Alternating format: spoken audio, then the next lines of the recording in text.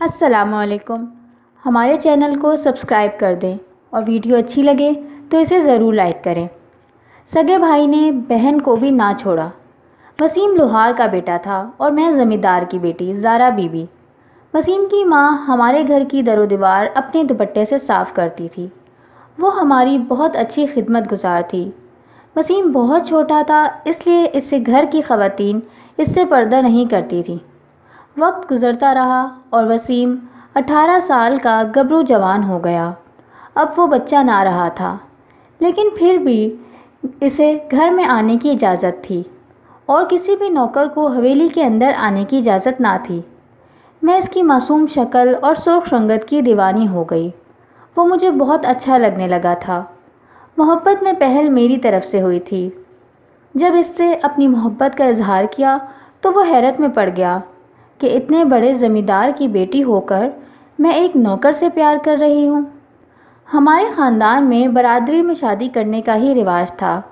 جن لڑکیوں کے لیے برادری میں کوئی مناسب رشتہ نہ ہوتا تھا تو ان کی شادی قرآن سے کر دی جاتی تھی اور وہ بن بیائی ہی بوڑھی ہو جاتی۔ میں اس رسم کی بھیٹ نہیں چڑھنا چاہتی تھی، اپنی مرضی سے زندگی گزارنا چاہتی تھی، آزادی کی زندگی۔ جب 8 سال کی تھی تو تب سے ہی پردے میں نظر بند کر دی گئی تھی۔ ہمارے گھر کی خواتین کا باہر نکلنا محال تھا۔ مجھے جب بھی موقع ملتا وسیم سے کہتی، میں تم سے بہت پیار کرتی ہوں، تمہارے بنا نہیں رہ سکتی۔ حالانکہ وسیم مجھ سے 2 سال چھوٹا تھا، پھر بھی میں اس کی محبت میں گرفتار ہو چکی تھی۔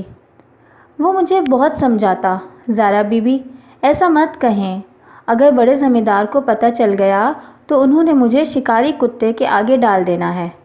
میں آپ کے قابل نہیں ہوں، میں تو ایک معمولی سا نوکر ہوں۔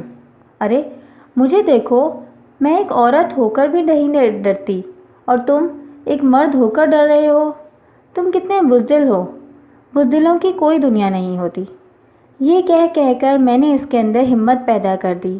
اب وہ بھی میری محبت میں گرفتار ہو گیا۔ میرے گھر والے کبھی بھی نہ مانتے اس شادی کو۔ ہمارے پاس صرف ایک ہی راستہ تھا کہ ہم یہاں سے بھاگ جائیں۔ ایک روز میں وسیم کے ساتھ یہاں سے بھاگ گئی۔ کسی کو یقین نہ آیا کہ زارا بی بی ایسا کر سکتی ہیں۔ یہ بہت انہونی بات تھی جس سے میرے والد کا دل بہت دکھا۔ گاؤں میں پہلے تو سب چپ رہے، کچھ دنوں بعد سب سرگوشیوں میں باتیں کرنے لگے کہ زمیندار کی بیٹی ایک نوکر کے ساتھ بھاگ گئی، اب دیکھنا یہ لوگ انہیں ڈھونڈ کر جان سے مار دیں گے۔ یہ سچ ہی تھا، انہوں نے ہمیں ڈھونڈنا شروع کر دیا تھا۔ 6 مہینے تک دن رات ڈھونڈنے کے بعد آخر کار وہ ہم تک پہنچ ہی گئے۔ ہم نے ایک دیہات میں ایک فقیر کی جھوپڑی میں پناہ لی ہوئی تھی۔ اپنے بھائیوں کو وہاں دیکھ کر میں کانپنے لگی۔ انہوں نے میرے سر پر ہاتھ رکھا اور کہا، ڈرو مت، ہم تمہیں مارنے نہیں بلکہ تمہیں معاف کرنے آئے ہیں۔ پھر ہم دونوں بھائیوں کے ساتھ چل دیے۔ وہ ہمیں ایک دوسرے گاؤں میں ماموں کی حویلی میں لے گئے۔ یہ حویلی میری امی کو جہیز میں ملی تھی۔ ماموں حویلی میں نہیں تھے، ان کے نوکر نے بتایا وہ کچھ دنوں بعد آئیں گے۔ میں نے بھائی سے پوچھا، کیا ہم اپنے گاؤں نہیں جائیں گے؟ انہوں نے جواب دیا، گاؤں میں سب تم لوگوں کے بارے میں بہت باتیں کر چکے ہیں، اب وہاں جانا ٹھیک نہیں، تم لوگ یہیں آرام سے رہو۔ 2 دن بعد والد اور والدہ تم سے یہاں آ کر ملیں گے۔ پھر بھائی ہمیں چھوڑ کر یہاں سے چلے گئے۔ وسیم ان کی باتوں کو شک و شبہ سے دیکھ رہا تھا۔ کچھ دن گزر گئے مگر نہ ماں آئی نہ ماموں آئے۔ پھر ہم نے ان کے نوکر کی منت سماجت کر کے پوچھا، پلیز ہمیں بتائیں کہ آخر ماجرا کیا ہے، یہ لوگ ہمارے ساتھ کیا کرنا چاہتے ہیں؟ کریم بابا کو ہمارے اوپر ترس آ گیا۔ انہوں نے بولا، بیٹی تم لوگ کسی بھی طرح کل رات سے پہلے یہاں سے بھاگ جاؤ، پھر چاہے دریا میں کودو یا کنویں میں ڈوب کے مرو، مگر آگ میں جل کر مرنا بہت تکلیف دہ ہوتا ہے۔ کیا وہ لوگ ہمیں جلانے والے ہیں؟ میں نے تڑپ کر پوچھا۔ انہوں نے بولا، کل آدھی رات کو حویلی اتفاقاً آگ میں جل جائے گی، یہ سب پہلے سے طے ہے۔ بیٹی میں تم لوگوں کی صرف اتنی مدد کر سکتا ہوں کہ کل رات تم لوگ یہاں سے چلے جاؤ۔ گاؤں کے باہر میرا بیٹا گھوڑا لیے کھڑا ہوگا۔ وہ تم لوگوں کو گھوڑے میں کہیں بہت دور لے جائے گا۔ اور ایسا ہی ہوا۔ ہم لوگ رات کو گئے، وہاں کریم بابا کا بیٹا کھڑا تھا۔ وہ ہمیں بہت دور لے گیا، جنگل کے قریب۔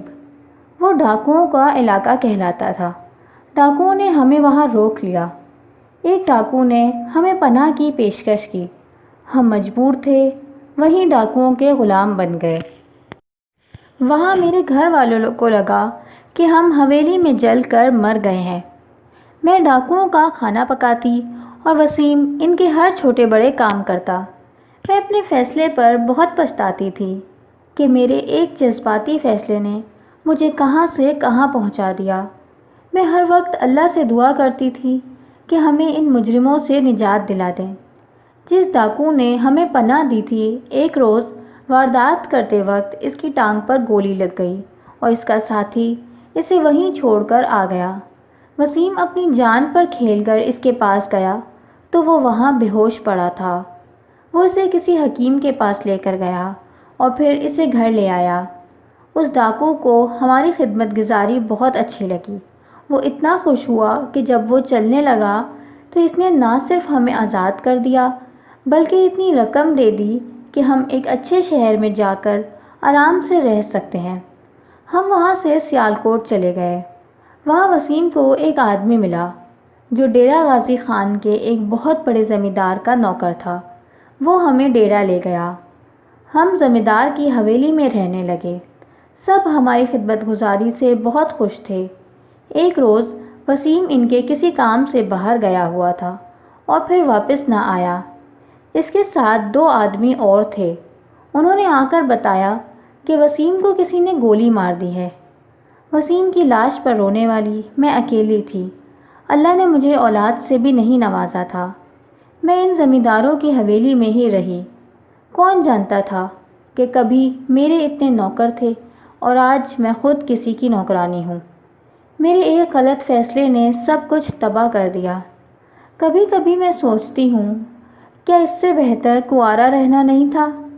لڑکیوں کو بہت سوچ سمجھ کر فیصلے کرنے چاہیے۔